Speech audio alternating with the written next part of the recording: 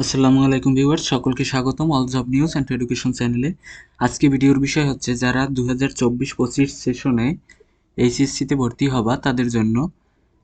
দেখো, একাদশে ভর্তির আবেদন শুরু 26 মে থেকে। তোমরা সকলেই জানো যে 26 মে থেকে তোমাদের ভর্তির আবেদন শুরু হবে এবং নটরডেম এবং হলি ক্রসে পরীক্ষার মাধ্যমে তারা ভর্তি প্রক্রিয়া নিয়ে থাকে।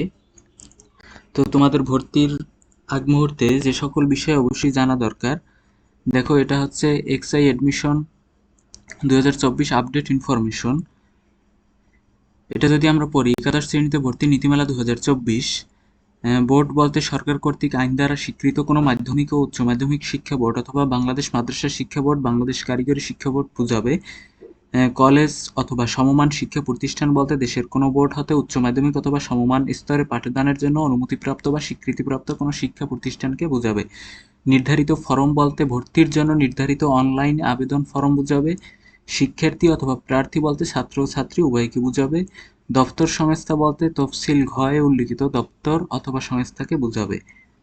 ভর্তির যোগ্যতা ও গ্রুপ নির্বাচন। পূর্ববর্তী 3 বছরে দেশের যে কোনো শিক্ষা বোর্ড এবং বাংলাদেশের উন্মুক্ত বিশ্ববিদ্যালয়ের অধীনে এসএসসি বা সমমান পরীক্ষায় উত্তীর্ণ শিক্ষার্থীগণ নীতিমালার অন্যান্য বিধানাবলী সাপেক্ষে কোনো কলেজ অথবা সমমানের প্রতিষ্ঠানে একাদশ শ্রেণীতে অনলাইনে ভর্তির যোগ্য বিবেচিত হবে। এছাড়া উন্মুক্ত বিশ্ববিদ্যালয় থেকে উত্তীর্ণ সহ অন্যান্য বছরের শিক্ষার্থীরাও ভর্তির জন্য বোর্ডে ম্যানুয়ালি আবেদন করতে পারবে।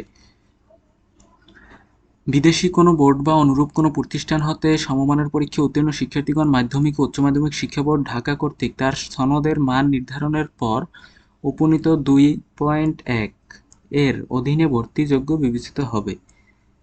ভর্তির আবেদনে একজন প্রার্থী নিম্নরূপ গ্রুপ নির্বাচন করতে পারবে: বিজ্ঞান গ্রুপ হতে উত্তীর্ণ শিক্ষার্থী বিজ্ঞান, মানবিক ও ব্যবসা শিক্ষা গ্রুপ এর যে কোনোটি, মানবিক গ্রুপ হতে উত্তীর্ণ শিক্ষার্থী মানবিক ও ব্যবসা শিক্ষা গ্রুপ এর যে কোনো একটি এবং ব্যবসা শিক্ষা গ্রুপ হতে উত্তীর্ণ শিক্ষার্থী ব্যবসা শিক্ষা ও মানবিক গ্রুপ এর যে কোনো একটি।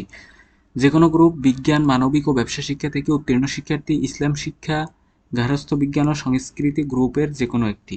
মাদ্রাসা শিক্ষা বোর্ড থেকে বিজ্ঞান গ্রুপে উত্তীর্ণ শিক্ষার্থী বিজ্ঞান, মানবিক ও ব্যবসা শিক্ষা গ্রুপ এর যে কোনো একটি এবং সাধারণ ও মুজাব্বিদ মাহির গ্রুপ থেকে উত্তীর্ণ শিক্ষার্থী বিজ্ঞান গ্রুপ ব্যতীত যে কোনোটি। কারিগরি শিক্ষা বোর্ড থেকে এসএসসি ভোকেশনাল ও দাখিল ভোকেশনাল পরীক্ষায় উত্তীর্ণ শিক্ষার্থীগণ সাধারণ শিক্ষা বোর্ডের যে কোনো গ্রুপ ভর্তির আবেদন করতে পারবেন।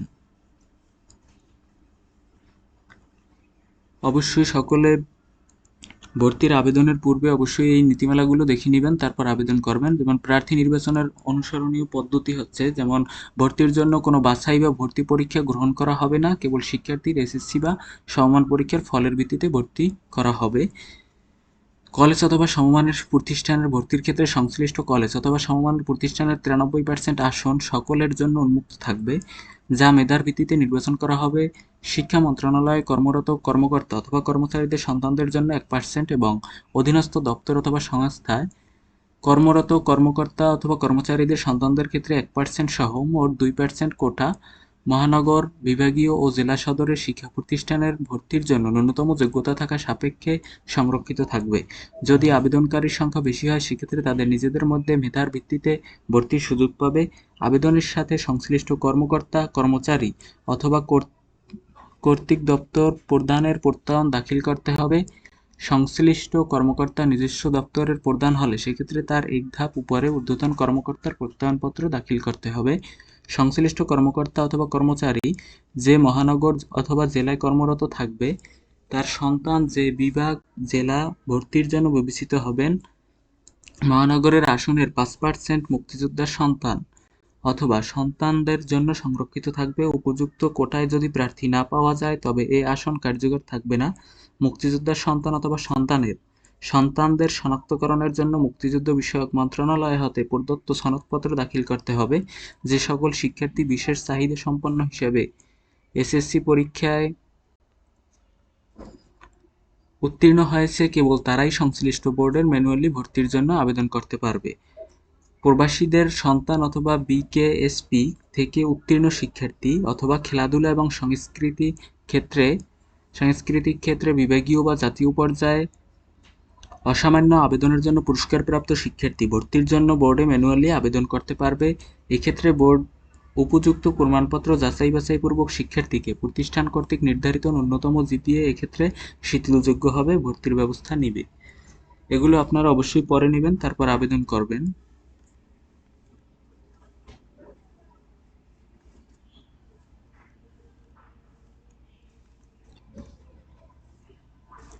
এখন আমি দেখিয়ে দেব যে ঢাকা কলেজে, ঢাকা বিভাগের মধ্যে যে সকল কলেজ আছে ওই সকল কলেজের মধ্যে আপনারা কিভাবে সিট দেখে নেবেন এবং নাম্বার দেখে নেবেন, তারপর আবেদন করতে পারবেন। আপনাদের তো অবশ্যই 5-10টা কলেজ আবেদনের সময় দিতে হবে। তো আপনারা কিভাবে বুঝবেন যে কোন কলেজে কয়টা সিট খালি আছে বা কোন কলেজে কত জিপিএ চেয়েছে? সেক্ষেত্রে আপনি সার্চ বারে গিয়ে লিখতে পারেন Dhaka education board. Dhaka education board search বারে লেখার পরে আপনাদের সামনে এমন একটি ইন্টারফেস চলে আসবে। ইন্টারফেস আপনি একটু নিচে যাবেন, নিচে যাবার পরে দেখবেন জেএসসি কর্নার, এসএসসি কর্নার, তারপর দেখতে পাবেন এইচএসসি কর্নার। এইচএসসি কর্নারের নিচেরটা college admission 2024-25 shift version and group wise college list with seat and minimum GPA, এটাই ক্লিক করে দিবেন। ক্লিক করার সাথে সাথে আপনাদের সামনে একটা পিডিএফ ডাউনলোড হবে, পিডিএফ এর মধ্যেই সব দেখতে পারবেন। এখানে টোটাল 72 পেজের একটা পিডিএফ। ঢাকা বিভাগে সকল কলেজ এখানে আছে। তো আপনাদের পছন্দের কলেজ অনুযায়ী আপনারা সার্চ বারে গিয়ে সার্চ দিবেন। সার্চ দেওয়ার সাথে সাথে আসবে, দেখেন board name and district name, এখানে হচ্ছে থানা name,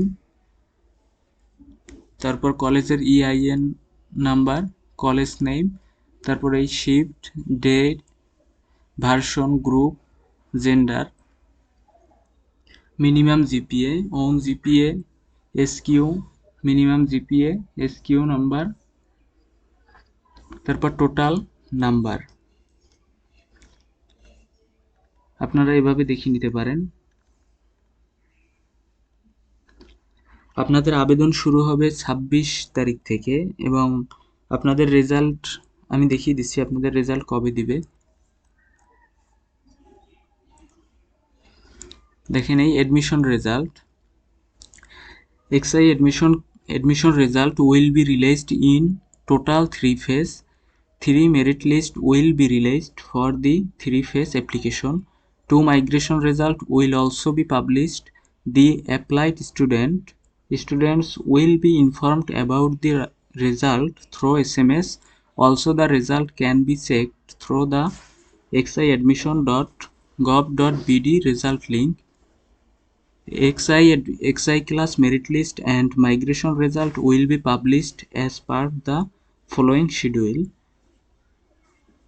Results: first merit list date 23 June 2024, second merit list 4 July 2024, first migration result 4 July 2024, third merit list 12 July 2024, second migration result 12 July 2024। এটা হচ্ছে আপনাদের রেজাল্টের তালিকা।